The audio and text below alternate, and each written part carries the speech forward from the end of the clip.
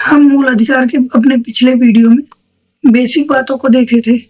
यहाँ पे हम देखेंगे आर्टिकल बाय आर्टिकल, मतलब सभी जो हमारे अधिकार हैं, मूल अधिकार, उन्हें आर्टिकल बाय आर्टिकल देखेंगे। तो पहला अधिकार है समता का अधिकार। इसमें आर्टिकल 14 क्या है? विधि के समक्ष समता, मतलब सभी कानून के सामने सब समान हैं, जितने हैं सब कानून के सामने समान है। आर्टिकल 15 क्या कहता है? धर्म, मूल वंश, जाति, लिंग, जन्मस्थान के आधार पर विभेद नहीं होगा। इसमें केवल इन आधारों पर विभेद नहीं होगा।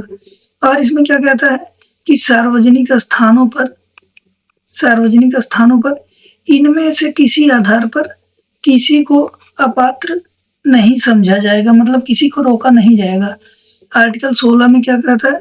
नियोजन की बात करता है, मतलब सरकारी नौकरियों में किसी को धर्म, मूल वंश, जाति, लिंग, निवास, जन्म स्थान के आधार पर किसी को अपात्र नहीं माना जाएगा।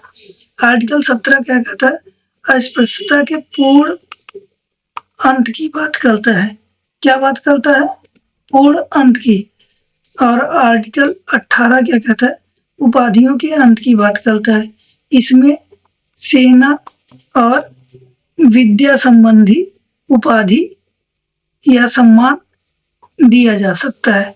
और इसमें दो बात करता है, एक तो जो भारतीय नागरिक हो और एक विदेशी नागरिक। विदेशी नागरिक में ऐसे नागरिक हैं जो भारत सरकार की किसी सेवा में कार्यरत है।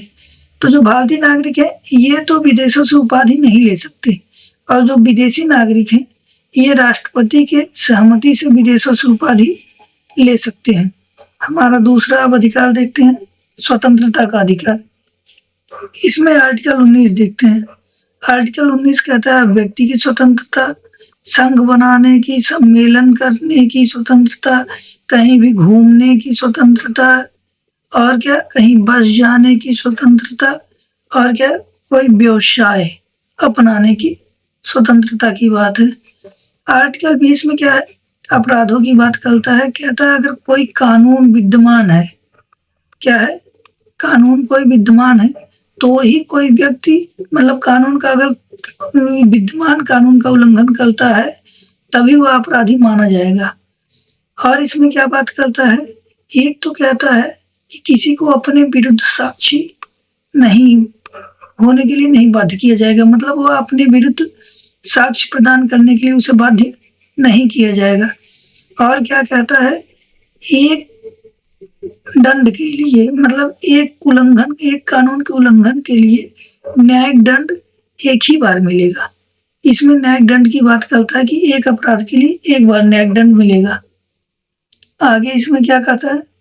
आर्टिकल 21 में प्राण एवं दैहिक स्वतंत्रता की बात करता है। ये कहता है विधि द्वारा स्थापित प्रक्रिया के अलावा किसी को उसके प्राण से वंचित नहीं किया जा सकता। आर्टिकल 21 में क्या है? 21 का में क्या बात है? इसे 86वें संविधान संशोधन अधिनियम 2002 द्वारा जोड़ा गया।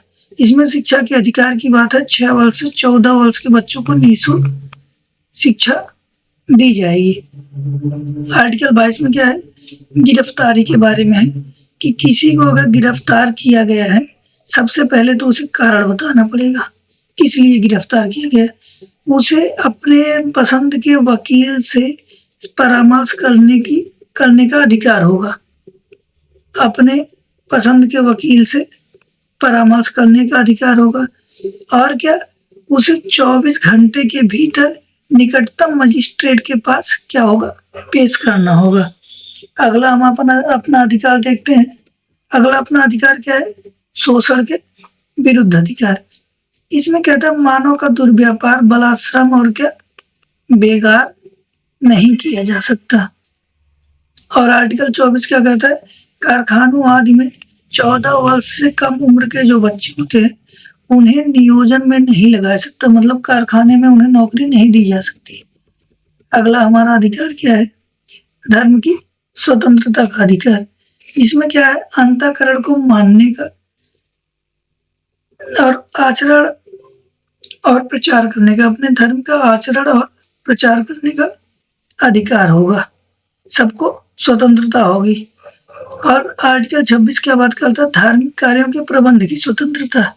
इसमें प्रबंध की बात करता है कि कोई भी अपने धार्मिक कार्यों का प्रबंधन कर सकता है अपने अनुसार। आर्टिकल 27 में क्या कहता है कि विशिष्ट धर्म, मतलब किसी धर्म के लिए, ऐसा नहीं कि किसी एक धर्म के लिए कहा जाता है कि मतलब हम इस धर्म के लिए हम कर मांग रहे हैं और इसे देना बाध्य है, तो ऐसा नहीं किया जा सकता। मतलब किसी धर्म के लिए, धर्म के उत्थान के लिए कर देने के लिए किसी को बाध्य नहीं किया जा सकता। आर्टिकल 28 में क्या है? कुछ शिक्षा संस्थानों में धार्मिक शिक्षा से संबंधित है। यह 3 प्रकार के शिक्षा संस्थान में बांटता है। एक तो पूर्णतः राज्य वित्त पोषित, इसमें शिक्षा नहीं दिया जा सकता। एक तो राज्य द्वारा प्रबंधित और न्यास द्वारा स्थापित, इसमें धार्मिक शिक्षा दी जा सकती है। एक राज्य द्वारा सहायता प्राप्त राज्य द्वारा, इसमें दी जा सकती है लेकिन सहमति होनी चाहिए, जब ही दी जा सकती है।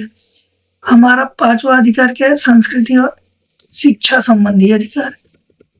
इसमें देखते हैं आर्टिकल 29 बात करता है क्या? अल्पसंख्यक वर्गों के हितों का संरक्षण।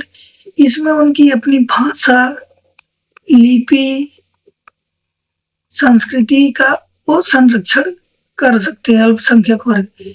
और आर्टिकल 30 में क्या बात करता है कि अल्पसंख्यक वर्ग शिक्षा संस्थानों की स्थापना कर सकते हैं, उनका प्रशासन कर सकते हैं, अपने अनुसार कर सकते हैं। उसके बाद जो हमारा लास्ट क्या है अधिकार? संवैधानिक उपचारों का अधिकार। इसमें कहता है भाग 3 में जितने अधिकार ये ऊपर दिए गए थे, इनके लिए हम सीधा सुप्रीम कोर्ट जा सकते हैं। और इसी आर्टिकल 32 को डॉक्टर भीमराव अंबेडकर ने क्या कहा है? संविधान की आत्मा।